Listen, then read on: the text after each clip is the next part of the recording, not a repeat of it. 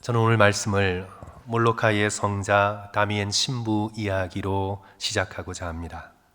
다미엔은 1840년 1월 3일 벨기에의 농촌 마을인 트레멜로라는 곳에서 농부의 막내 아들로 태어났습니다.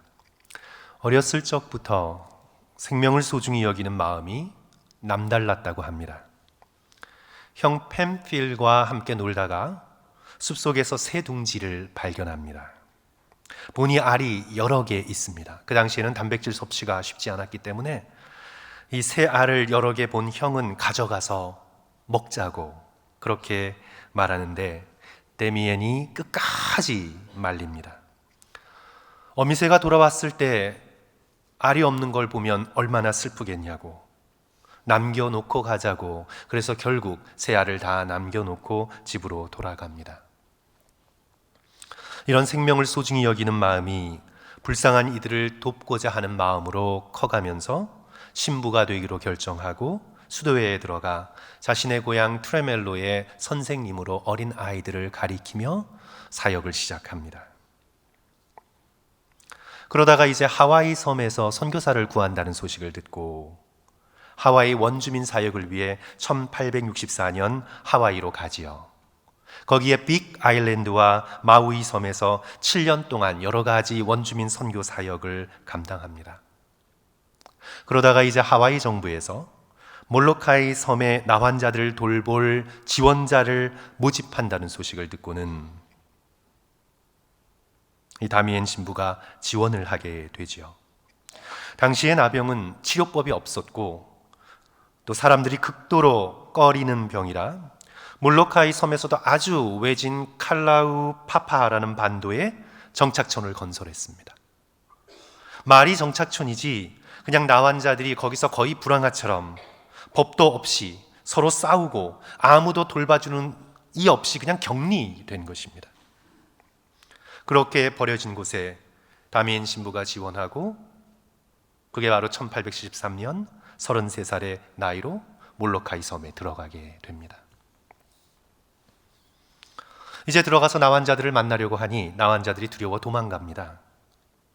첫 주일이 되어 예배를 드리는데 의심의 눈초리로 대합니다. 친해질 수 없을까 고민하다가 오르겐을 열정적으로 치며 크게 찬양을 부르고 함께 따라 부르게 하고 그들 사이에 들어가서 춤을 추며 예배를 드립니다. 이제 그렇게 나환자들과의 벽을 차차 점점 허물면서 가까워지기 시작하고 이제 직접 손으로 상처를 감싸주고 목욕을 시켜주고 끌어안고 기도해주면서 사역을 합니다. 당시엔 상상조차 할 수 없는 그런 방법이었습니다. 그들의 손을 잡고 이마에 키스하고 따뜻하게 안아주며 예수 그리스도의 사랑을 전합니다. 사제로서의 사역뿐 아니라 집을 지어주고 학교를 세워주며 나환자들의 복지를 위해서도 헌신합니다. 그렇게 사역하던 1884년 어느 날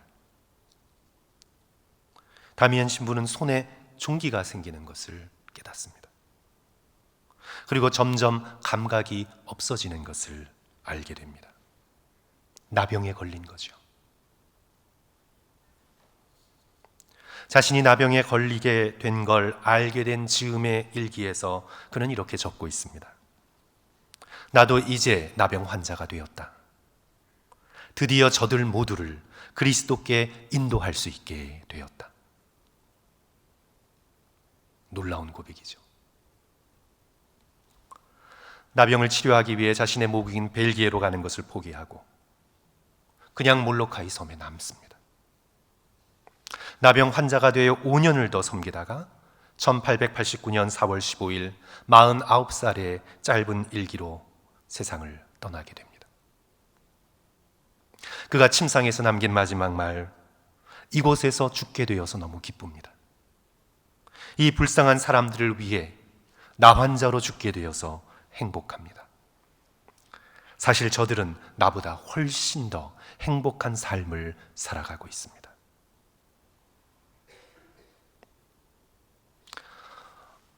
다미엔 신부가 나병 환자가 된 이후에 그가 남긴 말 중에 가장 울림을 주는 짧은 말이 있습니다. 그것은 바로 we lepers, 우리 나환자들이요. 너희 나환자들이 아니라 we lepers. 자신이 나환자가 되었습니다. 나환자가 되어 나환자와 함께 살다 나환자로 죽었습니다. 우리 나환자들이요. we lepers. 저는 오늘부터 예수 그리스도의 성육신의 은혜와 신비에 대해서 우리 성탄절까지 성도 여러분들과 함께 말씀을 나누고자 합니다. 오늘 우리가 또한 암송해야 되고 또 우리가 함께 읽은 이 본문의 말씀은 이렇게 시작하지요. 말씀이 육신이 되어 우리 가운데 거하시매. 놀라운 선언입니다. 너무나 신비롭고 은혜로운 선언입니다. 말씀이 육신이 되어 우리 가운데 거하시매. 태초부터 계셨던, 말씀으로 계셨던 성자 하나님이 우리 인간의 육신을 입고 이 땅 가운데 오셨습니다. The Word became flesh. 육신이 되셨습니다. 말씀이 육신이 되셨습니다. Whole Logos, 말씀이 사르크스, 육신이 에게 네토 되었습니다. 태초부터 계셨던 이 세상의 창조의 원리인 로고스, 말씀이 육신이 되셨습니다. 온 우주를 뿌리채 뒤흔드는 놀랍고도 충격적인 사건입니다. 다미엔 신부가 벨기에를 떠나 하와이로, 하와이에서 몰로카이 섬으로 들어온 것처럼 성자 하나님께서는 하늘의 보좌를 버리시고 이 세상 가운데 오셔서 유대 땅 베들레헴으로, 그리고 십자가의 골고다 언덕까지 우리를 찾아오셨습니다. 죄와 사망으로 물든 이 세상에 구멍을 뚫고 직접 하나님께서 들어오셨습니다. 구약을 통해서는 하나님의 사람들을 보내셨습니다. 모세를 보내셨습니다. 선지자를 보내셨습니다. 그러나 하나님께서 이제 직접 세상으로 육신을 입어 인간이 되셔서 역사 속으로 들어오셨습니다. 어린 유대 소녀 마리아의 몸 안으로 들어오셨습니다. 다미엔 신부가 나병 환자가 된 것과 비교할 수 없는 더 어마어마하고 엄청난 수준으로 하나님께서 인간이 되셨습니다. 말씀이 육신이 되어 우리 가운데 거하심에, 인간의 역사 가운데 잠깐 오셨다가 그냥 살짝 살펴보고 빠져나가신 것이 아니라 우리 가운데 거하셨습니다. 거하다라고 번역된 헬라어는요, 에스켄노센이라는 단어인데 이것은 텐트를 치다라는 뜻을 가지고 있어요. 유목민 문화를 반영한 단어이죠. 인간들이 텐트를 치고 살고 있는 그 한가운데 하나님께서 직접 오셔서 텐트를 치시며 인간으로 살아오셨습니다. 이분이 바로 누구십니까? 나사렛 예수 그리스도이십니다. 그래서 계속해서 14절의 말씀은 이렇게 증언합니다. 우리가 그의 영광을 보니 아버지의 독생자의 영광이요 은혜와 진리가 충만하더라. 사도 요한을 비롯한 제자들이 눈으로 직접 보고 증거한 것입니다. 인간의 눈으로 보았을 때는 전혀 깨달아 알 수 없었던 이 놀라운 진리를 오순절 성령 충만함을 받고 난 다음 사도 바울처럼 눈에 비늘이 벗겨져 드디어 깨닫게 됩니다. 우리가 본 것은 독생자 하나님의 영광이었구나. 우리가 그분의 영광을 보았던 것이구나. 그 안에 은혜와 진리가 충만하게 넘치도록 채워져 있었구나.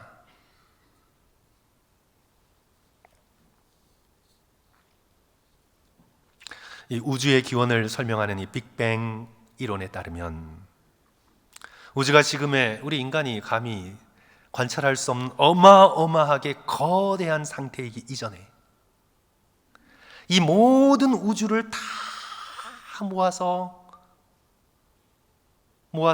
압축하여 야구공 크기?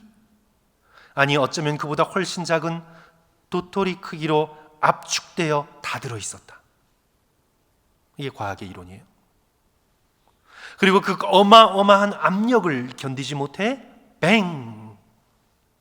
폭발하면서 현재의 이 거대한 우주가 생겨났다. 그리고 그 우주는 계속해서 확장되고 있는 중이다. 이것이 이제 빅뱅 티오리입니다.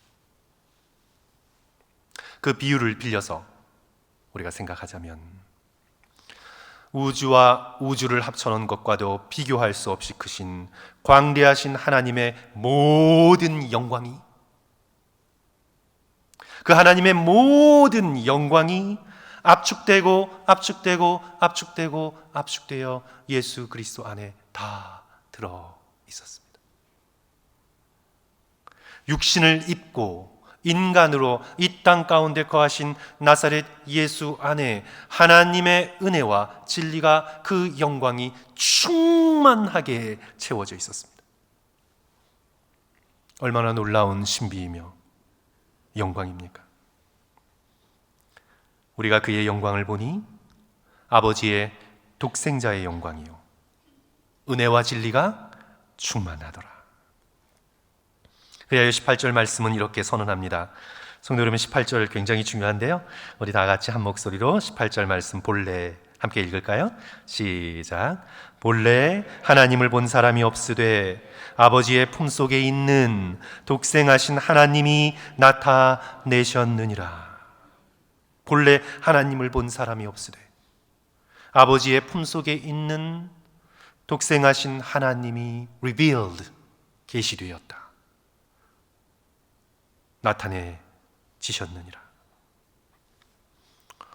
그리하여 우리는 하나님이 어떤 분이신지 잘 알지 못할 때, 성도 여러분, 내가 하나님을 잘 모르겠어요. 하나님이 어디 계시죠? 하나님은 너무 멀리 추상적으로 계신 분 같아요. 잘 모르겠어요. 하나님이 누군지 알지 못할 때 누구를 바라보면 됩니까? 예수 그리스도를 바라보면 하나님이 어떤 분이신지를 우리는 알게 됩니다. 고통과 상실 중에 하나님이 도대체 어디 계신지, 뭐하고 계신지 모르겠다고 슬픔과 상실 가운데 눈물을 흘릴 때 우리는 눈을 들어 누구를 바라보면 하나님이 어디 계신지 알 수 있습니까? 바로 나사렛 예수 그리스도를 바라보면 우리는 하나님이 어디 계신지, 무엇을 하고 계신지 깨닫게 됩니다. 아우슈비츠 생존자 엘리 위젤의 실화소설 The Night에 보면 빵 하나를 훔친 죄로 교수형에 처해지는 어린 소년의 죽음을 묘사하고 있죠. 그 짧은 소설에서 가장 마음 아픈 부분입니다.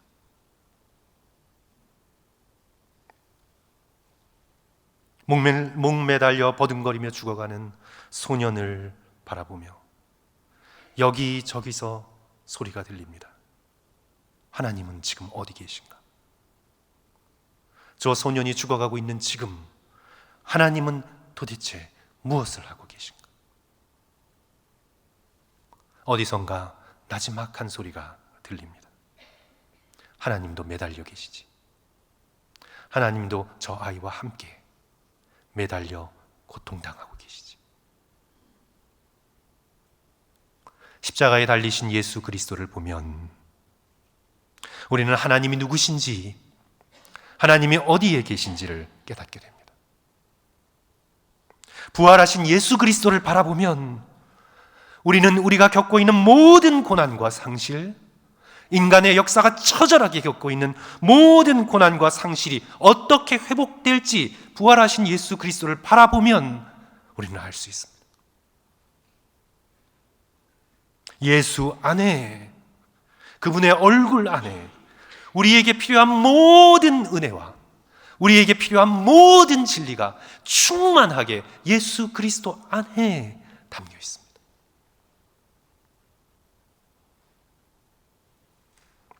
요한복음 14장을 보시면 제자 빌립이 예수님께 요청합니다. 주여, 우리에게 아버지를 보여주시옵소서. 그리하면 족하겠나이다. 그때 예수 그리스도께서 뭐라고 대답하시죠? 나를 본 자는 아버지를 보았거늘 어찌하여 아버지를 보이라 하느냐.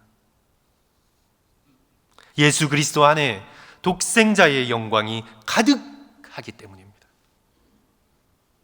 믿음의 눈으로 예수 그리스도를 바라볼 때 독생자 하나님이 우리 가운데 거하고 계셨음을 깨닫게 되기 때문입니다.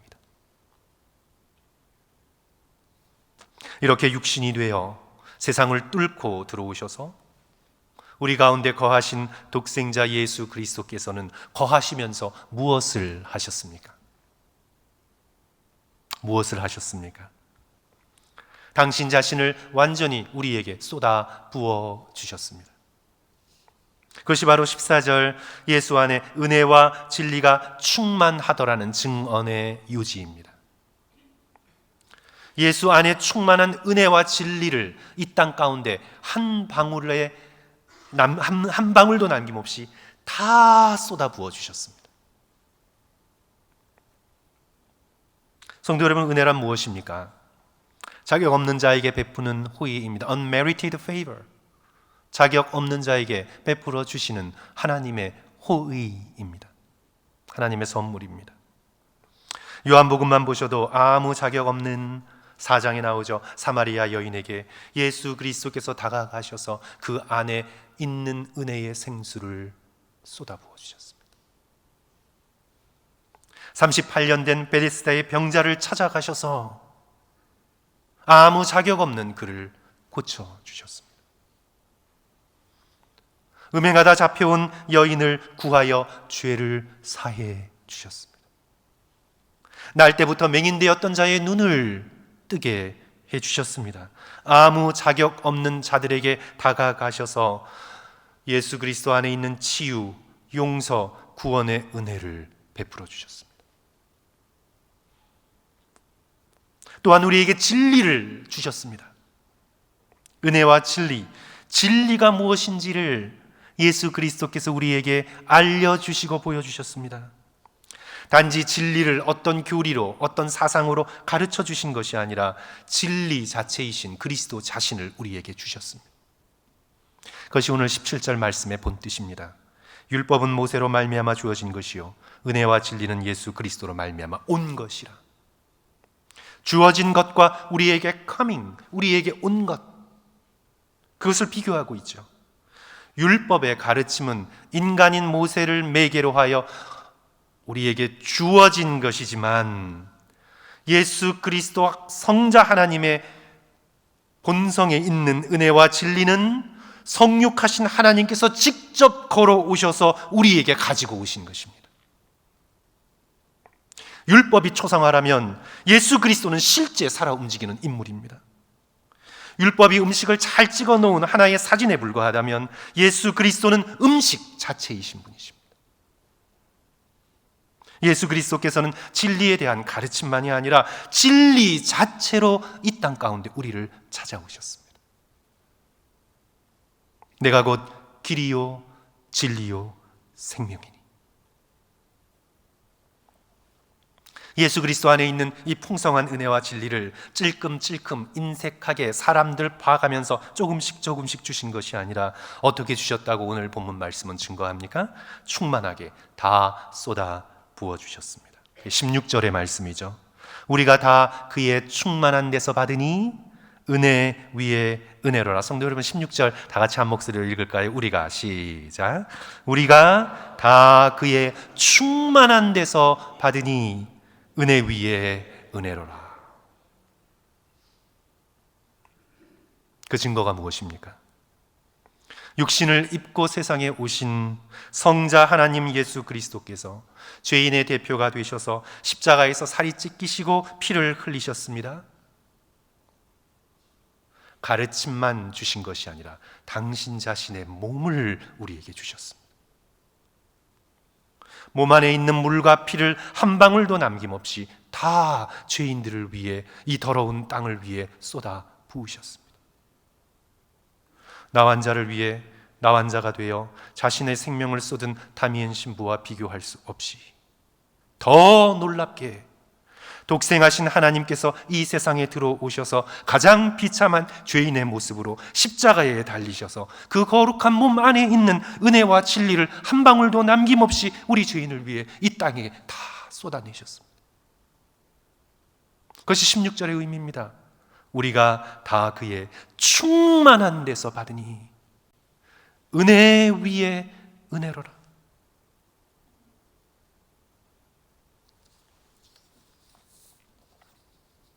그렇다면 사랑하는 성도 여러분, 이 성육신의 은혜와 신비가 우리에게 무엇을 요구합니까? 진리는 우리에게 무엇인가를 요구합니다. 이 성육신의 은혜와 신비가 오늘 이 땅을 살아가는 저와 여러분에게 무엇을 요청하고 있습니까? 첫째로 받아들일 것을 요구합니다. 우리 같은 사도 요한이 쓴 요한계시록 3장 20절, 볼지어다 내가 문 밖에 서서 두드리노니 누구든지 내 음성을 듣고 문을 열면 내가 그에게로 들어가 그와 더불어 먹고 그는 나와 더불어 먹으리라. 하늘 보좌를 떠나 영혼을 가로질러 육신을 입고 이 땅 가운데 들어오신 예수께서 저와 여러분의 마음 문 앞에 서서 문을 두드리고 계십니다. 나의 사랑을 받아들이라고 우리의 마음 문을 두드리고 계십니다. 다미엔 신부가 자신이 나은 자가 되면 저들이 나를, 내가 전하는 복음을 더 받아들일까 고민했던 것처럼 하나님께서는 육신을 입고 인간이 되셔서 상하고 버려지신 자가 되어 저와 여러분의 마음 문을 두드리고 계시는 것입니다. 소녀 마리아는 믿음으로 받아들였습니다. 저는 주의 여종이오니 말씀대로 내게 이루어지이다. 믿음으로 성육하신 하나님을 자신의 몸에 받아들였습니다. 오늘 우리도 믿음으로 예수 그리스도를 내 삶의 주인이요 나의 구원자요 나의 왕으로 받아들여야 합니다. 은혜를 갚는 길은요, 은혜를 받아들이는 것입니다. 예를 들어 한 의사가 원시 부족을 위해 약을 싸들고 아마존 정글로 들어갔습니다. 부족 안에 전염병이 돌고 있을 때 아무도 사람들이 이 의사를 의심하면서 와서 약을 받아가지 않습니다. 의사의 호의를 거절합니다. 우리 나름대로 치료법이 있다고 걱정하지 말라고 부적을 갖다 붙이고 샤먼을 찾아갑니다. 그래도 이 의사는 긍휼의 마음을 품고 마을로 들어가 자기가 가지고 있는 치료제 약을 건넵니다. 여러 사람들이 거부했으나 한 젊은이가 용감하게 나와 그 약을 받아 가져갑니다. 성도 여러분, 그 의사의 마음은 어땠을까요? 기쁨입니다. 주는 기쁨입니다. 내가 준 것을 받아 생명을 얻는 기쁨으로 의사의 마음은 충만했습니다. 그것으로 뭐 돈을 번 것도 아니잖아요. 그것으로 뭐 자신의 명예가 드러난 것도 아니잖아요. 단지 주는 기쁨, 저들이 치유되는 기쁨, 저들이 낫는 기쁨으로 의사의 마음은 충만했습니다. 받아준 기쁨입니다.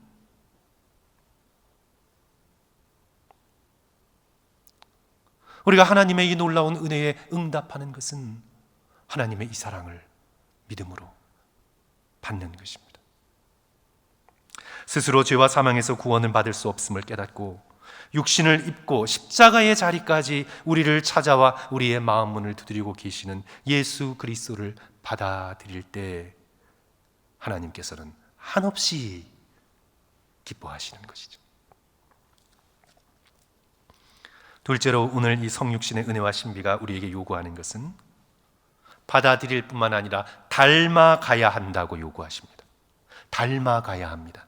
예수 그리스도처럼 그리스도의 이 마음을 우리가 닮아가야 합니다. 더 이상은 세상의 성공과 세상의 즐거움을 내 인생의 최고의 목표로 삼지 말아야 합니다. 육신을 입고 이 땅에 오신 예수 그리스도의 마음을 닮아가는 걸 우리 인생의 최고의 목표로 삼아야 합니다. 하나님께서 내 인생에 세상적인 성공과 즐거움을 허락하셨다면 그것을 가지고 예수 그리스도의 마음이 되어 어떻게 주님을 더 닮아갈 수 있을까?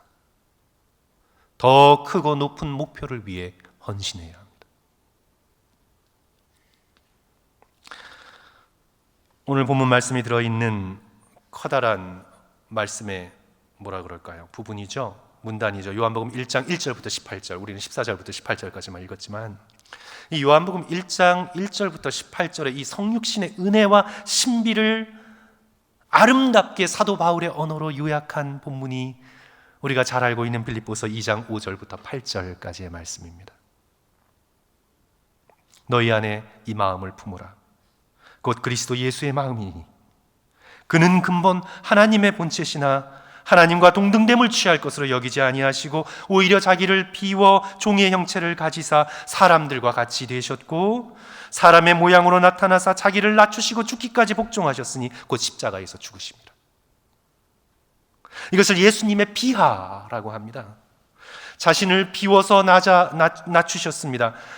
또 예수님의 강하라고도 말을 합니다. Downward mobility, 하늘의 가장 높은 곳에서 하나님과 동등이시지만 자신을 downward, 비우고 비워서 사람의 모양이 되시되 황제나 귀족의 모양이 아니라 더 downward, 낮추고 낮춰지셔서 더는 내려갈 곳 없는 인생의 가장 밑바닥 십자가의 자리까지 낮아지신 하나님의 예수 그리스도의 성육신의 이 비하, 이 강화, downward mobility.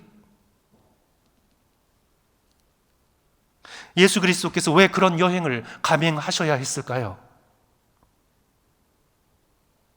사람인 우리를 구원하시기 위해, 십자가에 죽을 수밖에 없는 비참한 죄인인 우리를 구속하기 위해 예수 그리스도께서는, 성자 하나님께서는 하나님의 보좌를 버리시고 인간이 되셔서 십자가의 자리까지 낮아지신 것입니다. 찰스 디킨스의 소설 위대한 유산을 보시면 거기에 이제 백만장자 귀족 부인은 미스 헤비섬이라는 그런 여인이 나오는데, 그 미스 헤비섬이 이제 수양딸 에스텔라를 키우면서 어린 에스텔라에게 계속해서 심어준 말이 있어요. 그거는 뭐냐면 너는 따로 떨어져서 혼자 빛나라. 이걸 계속 심어준 거예요. 너는 따로 떨어져서 홀로 빛나라. 저 지저분한 대중들과 섞이지 말고.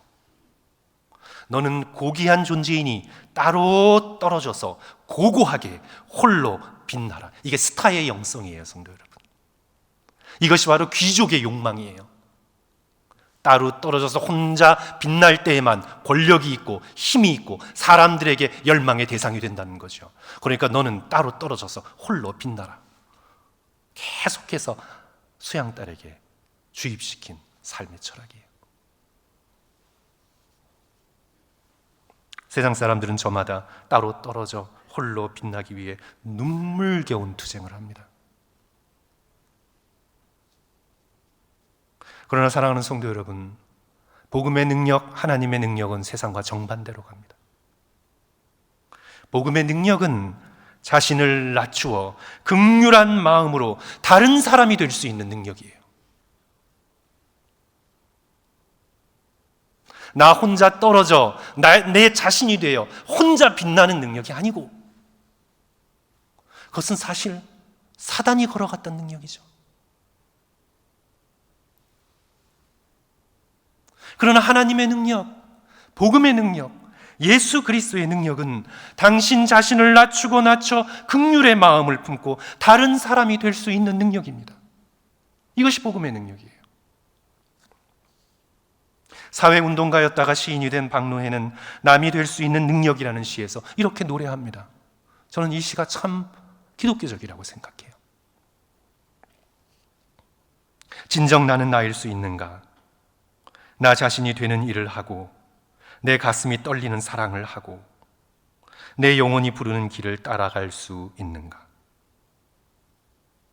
진정 나는 남이 될 수 있는가? 될 수 있으면 많은 남이 될 수 있는가? 남이 되는 일을 하고 남이 되는 밥을 먹고 남이 되는 공부를 할 수 있는가?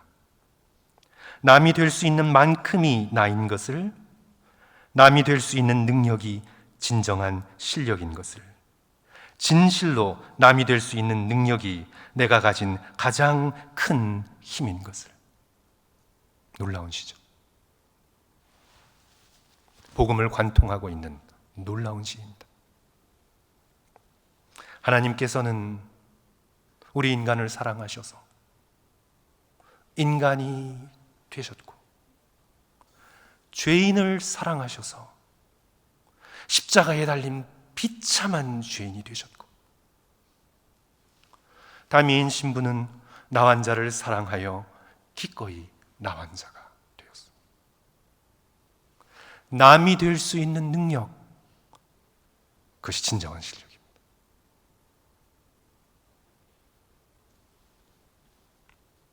우리 일주일 동안 이 요한복음 1장 14절부터 18절의 이 말씀을 가지고 성육신의 은혜와 신비를 묵상하시면서 성도 여러분, 일주일 동안 기도하십시오. 주님, 제 마음에 품을 연약한 한 사람을 제게 주십시오. 여태까지 나보다 높은 사람, 성공한 사람, 잘 사는 사람만 품고 인생을 살아갔습니다. 그렇게 떨어져서 혼자 빛나는 삶이 잘 사는 줄 알고 그렇게 살아갔습니다. 그러나 주님, 이제 하나님의 성육신의 은혜와 신비를 묵상하며 제 마음에 품을 수 있는 연약한 한 사람을 제게 주십시오. 그 사람의 아픔을 함께 아파할 수 있는 마음을 제게 주십시오. 간절히 그 사람을 위해 기도할 수 있도록 주여 내 마음을 변화시켜 주십시오. 그 사람을 위해 무엇을 해야 할지 주께서 가르쳐 주십시오. 성육신의 긍휼한 마음을 제게 주십시오. 제가 도대체 어떻게 살아야 할지 가르쳐 주십시오. 우리 다 같이 기도하겠습니다.